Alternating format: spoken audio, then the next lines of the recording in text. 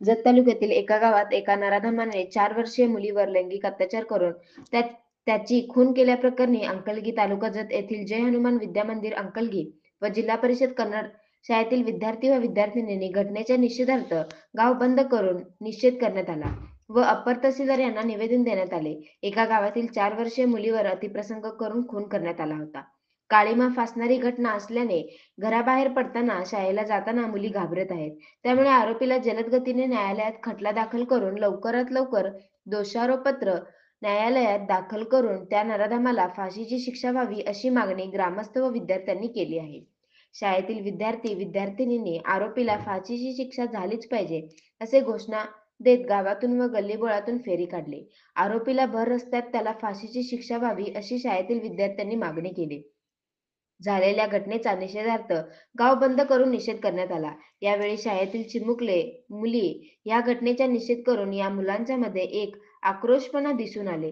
तसेच महाराष्ट्र राज्याचे मुख्यमंत्री व गृहमंत्री यांनी त्याची दखल घेण्याची मागणीही केली। यावेळी गावातील ज्येष्ठ नागरिक, गावाचे सरपंच परमेश्वर बिरादार, माजी चेअरमन रुद्राक्ष मुल्ला, उपसरपंच जनता सनदी, महांतेश माळी, बिराप्पा कोहळी, बाळासाहेब उदगेरी, डॉक्टर बसवराज औरादे, तलाठी AND सांगोलकर, चनगोंड सर आदी गावातील ज्येष्ठ मंडळी नागरिक मोठ्या संख्येने उपस्थित होते।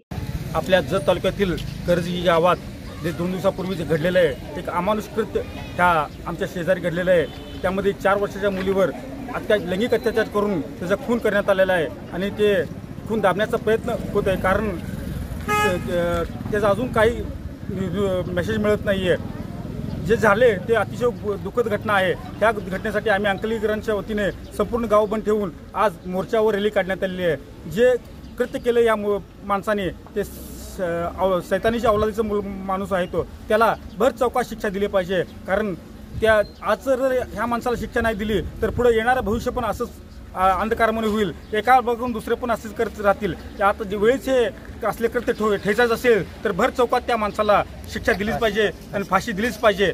जेवढं शक्य होईल तेवढं फास्ट ट्रॅक कोर्टमध्ये हा कोर्टचा केस चालवून लवकरात लवकर त्या अत्याचारित मुलीला आणि त्या मुलीच्या आईवडिलांना न्याय मिळावा ही अपेक्षा करतो। आपल्या मुख्यमंत्र्यांनी उपमुख्यमंत्र्यांनी जसं लाडकी बहिणीची योजना जाहीर केली, त्या लाडक्या बहिणींना जर न्याय मिळायचा असेल तर जे लहान मुलीवर अत्याचार झाले त्या आरोपीला भर चौकात शिक्षा देऊन फाशी देऊन जर लोकांना जर दाखवून दिलं तरच या संपूर्ण लोकांना न्याय मिळण्यासारखं होईल आणि त्या कुटुंबाला पण न्याय मिळेल। अदरवाईज ते न्याय दिल्यासारखं पण होणार नाही। त्यासाठी लवकर त्या आरोपीला शिक्षा व्हावी अशी आमची सगळ्यांची इच्छा आहे। परवा कर्जीमध्ये घडलेला घटना खरोखर निंदनीय आहे। त्या घटनेमुळे सर्व आमच्या देशातील, राज्यातील पेक्षा देशातील सर्वांना ते वाईट घटना म्हणावं लागेल।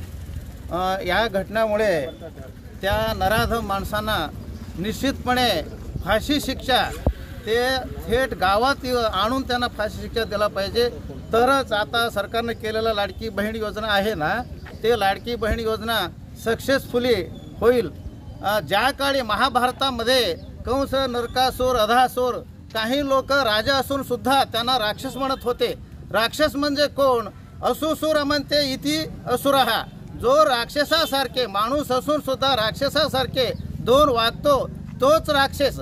त्यासारखं कालचा हे माणूस राक्षसच आहे, ते माणूस असून सुद्धा तो राक्षस आहे। त्या राक्षस माणसांना गावात आणून फाशी दिलंच पाहिजे असं आमच्या सर्व गावकऱ्यांच्या वतीने आमचा एक निवेदन आहे। हे सरकारपर्यंत जायला पाहिजे, आमचे YouTube माध्यमाद्वारे सरकारपर्यंत हे आमचे संदेश पोहोचला पाहिजे आणि सरकार जागा व्हायला पाहिजे, तरच पुढच्या पिढी असं घटना करणार नाही असे माझे गावकऱ्या वतीनं माझे मत आहे।